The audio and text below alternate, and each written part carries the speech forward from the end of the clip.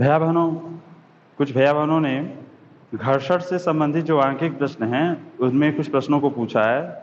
जैसे इसमें आंकिक का जो 6वां प्रश्न है घर्षण का, कि दो गुटके जिनमें प्रत्येक का द्रव्यमान 3 किलोग्राम है, एक हल्की डोरी से बंधे हैं तथा एक खुरदरे क्षैतिज तल पर रखे हैं।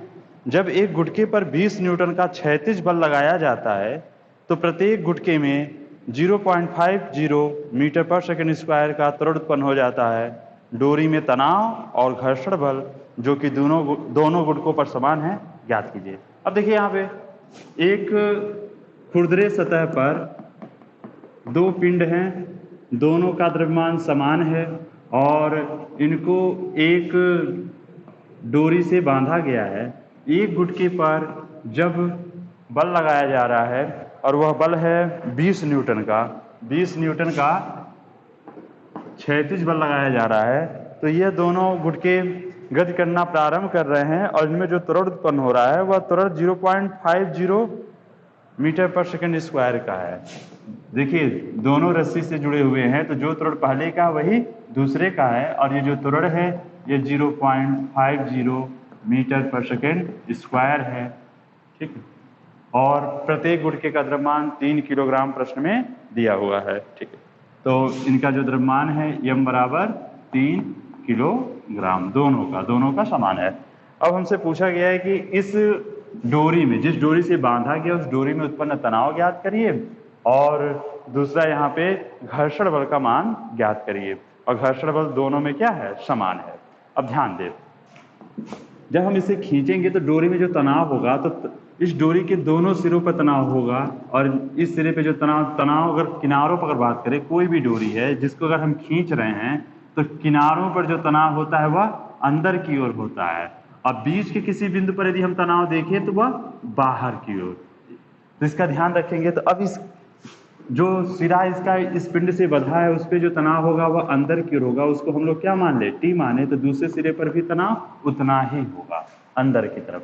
अब देखिए यहाँ पर खींच रहे हैं, गतिमान हो रही है और कहा गया है कि यहाँ घर्षण बल भी कार्य कर रहा है। तो घर्षण बल गति के विपरीत दिशा में, क्योंकि पिंड अगर दाहिने तरफ जा रहा है तो घर्षण बल इसके गति के विपरीत दिशा में कार्य करेगा, जिसको हम यफ मान लें। तो वही घर्षण बल इस दूसरे पिंड पर भी कार्य करेगा, यफ। प्रश्न में कहा गया घर्षण बल समान है, तो इस पिंड पर भी गति के विपरीत दिशा में घर्षण बल कार्य करेगा। आपको पहले बताया गया है कि ऐसे प्रश्न, देखिए यहाँ पे चूंकि घर्षण बल भी इंक्लूड कर दिया गया है। यदि घर्षण बल ना होता, सिर्फ यही होता है कि हम 20 न्यूटन के बल लगा के इसे खींच रहे हैं, तो उस स्थिति में डोरी में तनाव ज्ञात करिए या त्वरण ज्ञात करिए, ऐसे कुछ भी पूछा जाता, तो आपको करना क्या है कि अगर ऐसा कोई प्रश्न आपके सामने आता है तो प्रत्येक पिंड का बल निर्देशक आरेख खींचेंगे। बल निर्देशक आरेख का मतलब कि उस पिंड पर लगने वाले जो बल हैं उनका डायरेक्शन किधर किधर है, पहले हम उसको पहले खींचते हैं, उसके बाद तब उस पर हम लोग न्यूटन के गति का दूसरा नियम लगा देते हैं, नेट बल बराबर m, और उस तरह से हम लोग उसे सॉल्व कर देते हैं। अब ध्यान देंगे, अगर इसी तरह से जैसे चलिए पहले इसी प्रश्न को देखा जाए, तो यह पहला पिंड और यह दूसरा पिंड, तो जिस पिंड पर बल लग रहा है उन सभी पिंडों को अलग अलग हम लोग क्या करें, उन पे लगने वाले बलों को दर्शा लें। जैसे ये जो पिंड है इसके ऊपर लगने वाला, पहले पिंड की बात करें तो एक बल लग रहा है इधर 20 न्यूटन का, ठीक। अपोजिट डायरेक्शन में दो बल लग रहे हैं, एक घर्षण बल और एक डोरी में तनाव। बस इतना है, इस पिंड पर इतने ही बल लग रहे हैं, ठीक है। इस पिंड पर लगने वाला बल, तो इस पिंड पर लगने वाला बल ये हो गया 20 न्यूटन का बल दाहिने तरफ और टी तनाव और घर्षण बल ये उसके अपोजिट डायरेक्शन में है, ठीक। इसी तरह से हम इस दूसरे पिंड को देखें तो इस दूसरे पिंड पर लगने वाला जो बल होगा, बल निर्देशक आरेख इसका खींचा जाए तो देखिए इस पर तनाव बल दाहिने तरफ लग रहा है, घर्षण बल उसके विपरीत, इसके अलावा और कोई बल इसके ऊपर नहीं लग रहा है, ठीक है। ये हो गया।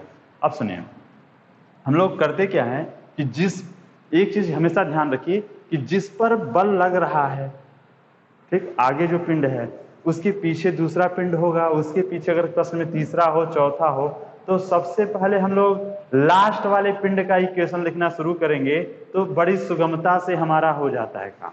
सबसे पहले लास्ट वाला, फिर उसके बाद जैसे इधर तीसरा होता तो पहले उसका इक्वेशन नेट बल बराबर m में, फिर उसके आगे वाले का, फिर सबसे आगे, इस तरह से करते हैं। ठीक है, अब देखिए यहाँ पर ये जो पिंड है आपका है, इस पे देखिए नेट बल बराबर m में, तो नेट बल तो एक तनाव इधर और घर्षण बल अपोजिट डायरेक्शन में, तो नेट बल क्या हो जाएगा T माइनस F। ठीक है, तो नेट बल बराबर ma, तो इसका द्रव्यमान m और त्वरण a। अब देखिए तो T माइनस F बराबर द्रव्यमान इसका कितना है 3 और त्वरण है 0.5, तो हो जाएगा यह T माइनस F बराबर 1.5। ठीक है, इसको समीकरण नंबर 1 कर लेंगे। अब हम आगे वाले पिंड पर आते हैं। अब यहाँ देखिए नेट बल, तो 20 न्यूटन का बल, देखिए जिधर गति कर रहा है उधर वाले बल को बड़ा मानेंगे और अपोजिट डायरेक्शन वाले को छोटा। ठीक है, तो गति इधर हो रहा है तो 20 न्यूटन बड़ा, तो 20 माइनस, अब जिसके अपोजिट डायरेक्शन में कौन कार्य कर रहा है, माइनस T माइनस F बराबर ma। तो 20 माइनस T माइनस F बराबर m का मान है 3, a का मान 0.5, तो ये हो जाएगा 1.5, समीकरण नंबर 2। अब देखिए T माइनस F, और यहाँ भी देखिए यहाँ पे माइनस T माइनस F करके है। यदि हम दोनों इक्वेशन को जोड़ दें तो हमारा एक मान तो प्राप्त हो जाएगा। देखिए यहाँ पे करेंगे क्या कि देखिए पहला समीकरण T माइनस F बराबर 1.5, समीकरण नंबर 1, और समीकरण नंबर 2 जो हमारा है वह है 20 माइनस T माइनस F बराबर 1.5। अगर आप पहले T निकालना चाहते हैं तो दोनों को हम लोग क्या कर देंगे, घटा देंगे, और पहले यदि F निकालना चाहते हैं तो दोनों को जोड़ देंगे। अब आपको या तो एक बार जोड़ दीजिए, एक बार घटा के जोड़ेंगे हम लोग तो F का मान आ जाएगा, घटा देंगे तो हमें T का मान आ जाएगा। ठीक है, तो चलिए पहले हम लोग मान लेते हैं, सबसे आसान है, चलिए इसको हम लोग जोड़ देते हैं। ठीक है, तो जोड़ेंगे तो क्या हो जाएगा, दोनों इक्वेशन को हम लोग जोड़ रहे हैं तो 20, एक T प्लस में है और ये क्या माइनस में कट जाएगा, फिर माइनस F तो माइनस 2F, और 1.5 तो 3 हो जाएगा। ठीक है, तो इस तरह से 2F को हम उधर भेज दें और 3 को इधर भेज देंगे तो हो जाएगा 20 माइनस 3 बराबर 2F। 20 में से 3 घटाएंगे तो कितना हो जाएगा 17 बराबर 2F, तो यह बराबर कितना हो जाएगा 17/2, 17 में 2 से भाग देंगे तो कितना हो जाएगा 8.5। तो इस तरह से घर्षण बल जो हमारा प्राप्त हुआ वह 8.5 न्यूटन हमें प्राप्त हो गया। पहला पार्ट हमें पता चल गया। अब हमको तनाव जो ज्ञात करना है तो या तो इसी को हम लोग क्या कर दें, घटा दें, नहीं तो सीधे हम लोग F का मान ज्ञात कर लिए हैं तो समीकरण नंबर 1 में ही हम मान इसे भर दें। तो समीकरण नंबर 1 क्या है, T माइनस F बराबर 1.5, उसी में F का मान भर दें तो T माइनस 8.5 बराबर 1.5, तो T बराबर क्या हो जाएगा, तो 1.5, और इसको उधर भेजेंगे तो प्लस में हो जाएगा 8.5, जोड़ेंगे तो हो जाएगा यह 10। तो इस तरह से जो तनाव है वह 10 न्यूटन प्राप्त हुआ। तो ऐसे जो प्रश्न आपके सामने पिछले चैप्टर में भी आया था, तो ऐसे यहाँ भी है। तो वहाँ पिछले चैप्टर में जो था वहाँ पे घर्षण बल नहीं था, यहाँ पे घर्षण बल इंक्लूड हो गया है। तो ध्यान रखेंगे, इस तरह के जितने भी प्रश्न होंगे आप पहले हर पिंड पर लगने वाले बलों को प्रदर्शित कर लीजिएगा, और जो पिंड सबसे लास्ट में होगा, गति जिधर हो रही है वो पहला पिंड मानिए, उसके बाद उसके पीछे वाला दूसरा, तीसरा, इस तरह से करिए। सबसे लास्ट वाले पिंड का पहले इक्वेशन निकालिए, फिर उसके आगे वाला। सामान्य रूप से अगर हम देखें, अगर एक घर्षण बल ना होता तो हमें यहीं से सीधे देखिए T, अगर घर्षण बल ना होता तो सिर्फ क्या रहता, T बराबर नेट बल, एक ही बल लगता, तो T बराबर m में T निकल जाता, और वह T उठा के हम यहाँ रख देते। देखिए अगर घर्षण ना होता तो यह T का मान रख देते हैं। इस तरह से हमें चीजें पता चलती जाती। तो सबसे पहले लास्ट वाला इस तरह से क्रम से करें। कुछ प्रश्नों में हो सकता है आपको जब इससे कुछ उपयोगिता आपको ना मिले, लेकिन फिर भी आपको इक्वेशन तो हर एक का लिखना ही लिखना है। तो प्रयास अगर हम पीछे से करेंगे तो थोड़ा सुगमता आपके लिए हो जाएगी। इस तरह से यह प्रश्न आपका हो गया। इसके बाद फिर अगला प्रश्न भैया ने पूछा था प्रश्न संख्या 7। तो प्रश्न संख्या 7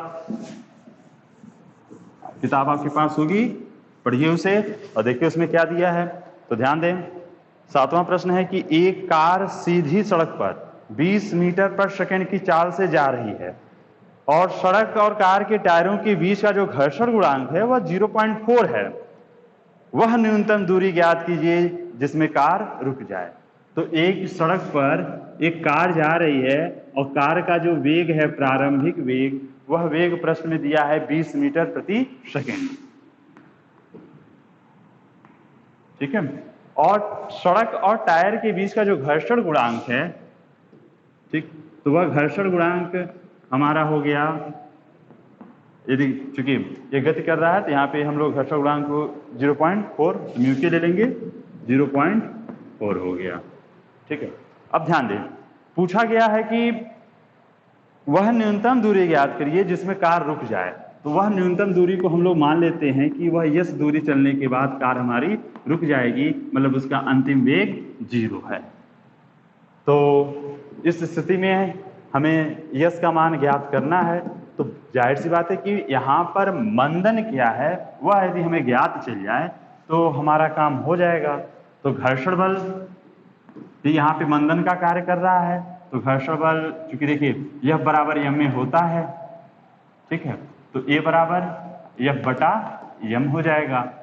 तो यहाँ पे चूंकि ये जो घर्षण बल है यही यहाँ मंदन बल का कार्य कर रहा है, तो एफ बराबर घर्षण बल जो हमारा है वो कितना होगा, तो म्यू के आर। आप जानते हैं घर्षण बल एफ बराबर क्या होता है, म्यू के आर होगा।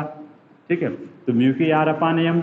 अब देखिए म्यू के आर मतलब एम जी प्रतिक्रिया बल, जब क्षैतिज तल पे होता है तो उसका भार एम जी और प्रतिक्रिया बल आर, और ऊर्ध्वाधर दिशा में गति लेंगे तो नेट बल बराबर 0, मतलब एम जी माइनस आर बराबर 0, तो आर बराबर एम जी। जिस स्थिति में प्रतिक्रिया बल किसके बराबर होगा, एम जी के बराबर, तो एम जी अपान एम से एम कट गया, म्यू के जी, म्यू के का मान प्रश्न में दिया है 0.4 और जी का मान भी दिया है 10। इस तरह से हो जाएगा 4 मीटर पर सेकेंड स्क्वायर।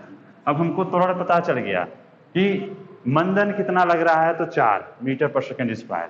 अब हम लोग क्या करेंगे, प्रारंभिक वेग मालूम है, अंतिम वेग मालूम है, त्वरण मालूम चल गया हमें। अब हम लोग दूरी ज्ञात कर सकते हैं।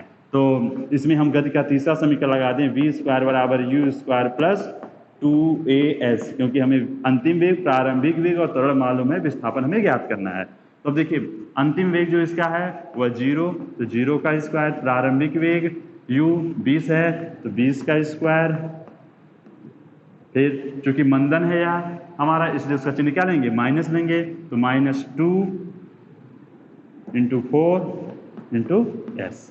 ठीक है, तो 4 गुना 8s को इधर हम भेज देंगे, तो 8s बराबर 20 का स्क्वायर करेंगे तो कितना हो जाएगा, 400।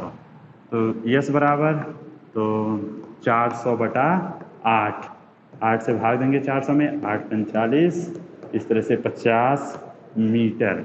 तो जो कितनी दूरी, मिनिमम दूरी जो चाहिए वो कितनी हो जाएगी, तो वह 50 मीटर आएगी। इस तरह से आपका प्रश्न संख्या 8वां पूछा गया है, तो चलिए उसे भी देख लें। तब तक आप 8वें प्रश्न को पढ़िए। देखिए प्रश्न में क्या दिया है,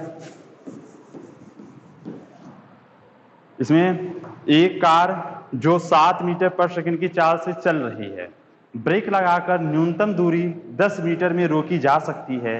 दिखाइए कि ब्रेक लगाने पर गति का विरोध करने वाला जो कुल घर्षण बल है वह कार के भार का 1/4 भाग है। प्रश्न में जी का मान 9.8 मीटर पर सेकंड स्क्वायर दिया गया है। तो चलिए, जो कार 7 मीटर पर सेकंड की चाल से चल रही है, फिर वही इसमें थोड़ा सा अलग हो गया कि इसका जो वेग है वह 7 मीटर पर सेकंड है और वह कितनी दूरी तय करके रुक रही है, तो वह 10 मीटर। उसके द्वारा जो विस्थापन हो रहा है वह हो रहा है 10 मीटर पे उसको रोका जा सकता है। तो इस तरह से उसका अंतिम वेग क्या हो गया, 0। कहा जा रहा है कि यह दिखाइए कि लगने वाला जो घर्षण बल है वो कार के भार का 1/4 भाग है। चलिए पहली चीज तो घर्षण बल कितना है यह तो निकाला जाए। तो घर्षण बल यहाँ पे ध्यान देंगे कि वही जो मंदक बल है वही हमें ज्ञात करना है। तो यहाँ पर प्रारंभिक वेग मालूम है, अंतिम वेग मालूम है, त्वरण विस्थापन मालूम है, हम त्वरण ज्ञात कर ले मंदन कितना है। तो चलिए वी स्क्वायर बराबर यू स्क्वायर प्लस 2as से ज्ञात करें हम लोग। तो अंतिम वेग 0, तो 0 का स्क्वायर यू स्क्वायर मतलब 7 का स्क्वायर प्लस 2a, यस का मान कितना है 10, तो 10 गुना 20, ए बराबर -749, क्योंकि इसको हमने उधर भेजा तो पक्षांतर करेंगे चिन्ह बदल जाएगा, तो ए बराबर हो जाएगा -49/20, और जब इसे भाग देंगे तो हमारा जो मान आएगा वो आ जाएगा 2.45, तो त्वरण ए बराबर 2.45 माइनस में मतलब मंदन है। अब देखिए जिसको हम लोग लगभग ले सकते हैं, लगभग यह 2.5 लगभग माने दे दें तो यह हो जाएगा 2.5, या चलिए उसे लिए रहिए, कोई दिक्कत नहीं है। अब आगे बढ़ते हैं। अब हम लोग इसे देखें तो त्वरण मालूम चल गया, तो जो मंदक बल है वह कितना होगा, यह बराबर ma से m, और a का मान कितना है 2.5 लगभग, ठीक है। तो इस तरह से मंदक बल यह हो गया, मतलब यही हमारा घर्षण बल है। अब इसका भार, पिंड का भार क्या होगा, तो पिंड का भार W बराबर क्या होगा, mg होगा, ठीक है। तो W बराबर mg। अब हम लोग देखें यहाँ पे कि W बराबर mg है। अब हम इसे एक तो भार और एक घर्षण बल, इन्हीं में संबंध ज्ञात करना था, तो हम लोग भाग दे दें। तो घर्षण बल F बटा W बराबर F का मान m गुणे 2.5 अब बटे mg, m से m कट गया और 2.5 और g, तो 2.5 बटा g का मान 9.8 लिया गया है। एक काम करिए, जो हम लोग लगभग में मान ले लिए थे, लगभग 2.5 कर दिए थे, इसको वही रहने दीजिए, 2.45 ही रहने दीजिए, और जी का मान यदि 10 रहता तब वो हमारे काम आता। चलिए 2.45 बटे 9.8, ठीक है। तो इस तरह से एक जब आप करेंगे तो आ जाएगा, यह भाग देंगे इसमें तो 4 बार चला जाएगा। तो इस तरह से F अपान W बराबर इतना, तो F बराबर W बटा 4, मतलब जो घर्षण बल है वह भार का 1/4 गुना है। प्रश्न में यही मतलब पूछा गया था, जो हम लोगों ने प्रूफ कर लिया। चलिए अब अगला प्रश्न है कि एक गुटका, प्रश्न संख्या 11 है, एक गुटका परिवर्ती ढालू पर रखा गया है और क्षैतिज के साथ तल का जो ढलान है वह ज्ञात करिए जिस पर गुटका फिसलना प्रारंभ करता है। गुटका और तल के बीच जो घर्षण गुणांक है वह म्यूएस बराबर 1/3 है। ध्यान दें, जो तल है वह परिवर्ती तल है, मतलब जो आनत तल है उसकी हम लोग कोण को बदल सकते हैं। जैसे यह परिवर्ती तल है आपका क्षैतिज के साथ, इसके कोण को हम लोग बदल सकते हैं, ऐसा तल है। तो पूछा गया है कि वह कोण कितना होगा, ठीक है, जिसपे जो गुटका रखा गया है वो फिसलना प्रारंभ कर दे। तो हमसे वह कोण पूछा गया है जिस कोण पर वो गुटका फिसलना प्रारंभ कर दे, और जो घर्षण गुणांक है उसका मान 1/3 दिया है। आप लोग जानते हैं कि वह कोण जिसपे सरकना प्रारंभ कर देता है, ठीक है, तो स्लाइडिंग एंगल जो हमारा होता है, तो स्लाइडिंग एंगल म्यूएस अगर है और घर्षण गुणांक म्यूएस हो, तो इनके बीच एक जो संबंध था वह क्या था, tan θs बराबर म्यूएस। इसका उपयोग हम लोग कर लेंगे। तो देखिए, तो tan θs बराबर जिस कोण पे पिंड सरकने वाला होता है वह कोण हमारा स्लाइडिंग एंगल है θs, और म्यूएस क्या है, घर्षण गुणांक, तो 1/3। आप जानते हैं कि tan कितने डिग्री का मान 1/3 होता है, तो tan 30 डिग्री। इस तरह से तुलना कर देंगे, tan θs बराबर tan 30 डिग्री, तो θs बराबर 30 डिग्री।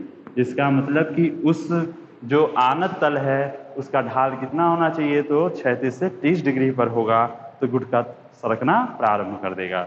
अब हम आते हैं, इनका अगला प्रश्न था कि एक वस्तु, ब्रह्मा प्रश्न है कि एक वस्तु एक खुरदरे तल पर जिसका क्षैतिज के से झुकाव कोण 30 डिग्री सीमांत संतुलन में है। सीमांत संतुलन में है मतलब अब 30 से जैसे ही हम आगे बढ़ा देंगे वो सरकना प्रारंभ कर देगा, ठीक है। वो स्लाइडिंग एंगल उसका 30 डिग्री दिया हुआ है, और कहा गया है कि जब झुकाव कोण को बढ़ाकर हम 45 डिग्री कर देते हैं तो वस्तु नीचे की ओर त्वरित गति से फिसलने लगती है।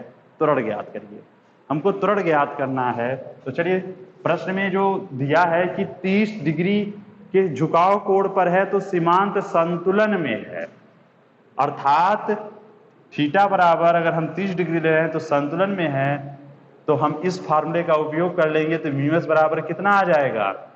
1/3। आप इसी का उल्टा कर दिए, सीधे हमको थीटा एस दिया है, म्यू एस ज्ञात करना है, तो म्यू एस बराबर tan थीटा एस, और थीटा एस का मान कितना है? 30 डिग्री। tan 30 का मान 1/3। तो इस प्रश्न में हमें घर्षण गुणांक दिया हुआ है, ठीक है। तो घर्षण एक दूसरे रूप में हमको घर्षण गुणांक दिया है डायरेक्ट नदी का। अब देखिए, कहा गया है कि जब झुकाव कोण को 45 डिग्री कर देते हैं, अब लीजिए थीटा का मान 45 डिग्री कर देते हैं, तो अब वह पिंड नीचे की ओर त्वरित गति से गति करना प्रारंभ कर रहा है। तो हमको इसका त्वरण ज्ञात करना है कि इसका त्वरण कितना है, ए का मान कितना है। तो चलिए, क्षैतिज तल पर कोई पिंड गति कर रहा है तो पहले उसके हम लोग भार की तुलना, भार को देख ले, ऊर्ध्वाधर नीचे की ओर mg, ठीक। प्रतिक्रिया बल को अगर देखेंगे तो तल के लंबवत होगा, तल के लंबवत r, और इस भार का घटक यदि दो घटक लेते हैं, तल के लंबवत और तल के समांतर, तो ये कोण अगर 45 है तो ये भी 45 होगा। और उस स्थिति में mg cos 45 डिग्री और यह हो जाएगा mg sin 45 डिग्री, ठीक है। अब देखिए, गति इधर हो रहा है तो घर्षण बल इसके अपोजिट होगा, एफ के, गतिज घर्षण एफ के हो गया।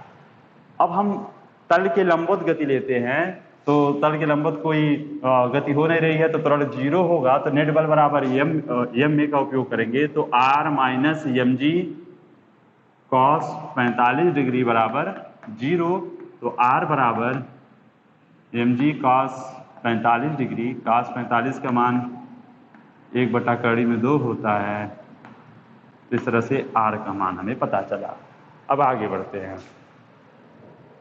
अब हम लोग क्षैतिज के अंदिश जो गति हो रहा है, क्षैतिज कह रहे हैं, इस तल के अंदिश, तो तल के अंदिश गति को लेते हैं। तो देखिए, तल के अंदिश गति में mg sin 45 डिग्री, इसके अपोजिट जो बल लग रहा है वह एफ के, तो नेट बल बराबर एम ए होता है, एम ए, ठीक है। अब चलिए, यहाँ पर हम लोग mg sin 45 का मान 1/2 होता है, तो चलिए 1/2 माइनस एफ के गतिज घर्षण का मान आप जानते हैं कि म्यू के आर होता है बराबर एम ए।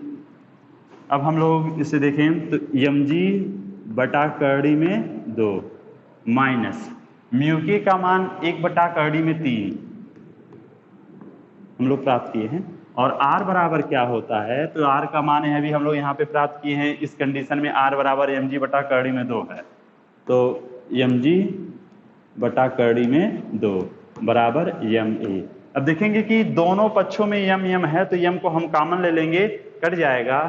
तो अब उस स्थिति में क्या हमें मिल जाएगा, तो g/2 माइनस g/3 बराबर a। अब a का मान ज्ञात करना है, तो देखिए प्रश्न में g का मान क्या दिया है, तो g का मान 9.8 है, तो 9.8/2 का मान 1.414 माइनस 9.8/2 का मान 1.414 और 3 का मान 3 का मान 1.732 बराबर a। जब आप इसको भाग देंगे तो यह करीब 6 के करीब आ जाएगा, और ये हमारा लगभग 2 के करीब आ जाएगा। घटाएंगे तो जो मान आएगा वो हमारा 2.93 हो जाएगा। आप गुणा भाग कर दीजिएगा, कहीं असुविधा होगी तो बताइएगा। इस तरह से इसका जो त्वरण आ जाएगा वह 2.93 मीटर पर सेकेंड स्क्वायर आ जाएगा। इस तरह से भैया बहनों ने कुल 5 प्रश्न पूछे थे, उन प्रश्नों को हमने सॉल्व कराया, और जहाँ समस्या होगी बताइएगा, उसका समाधान किया जाएगा।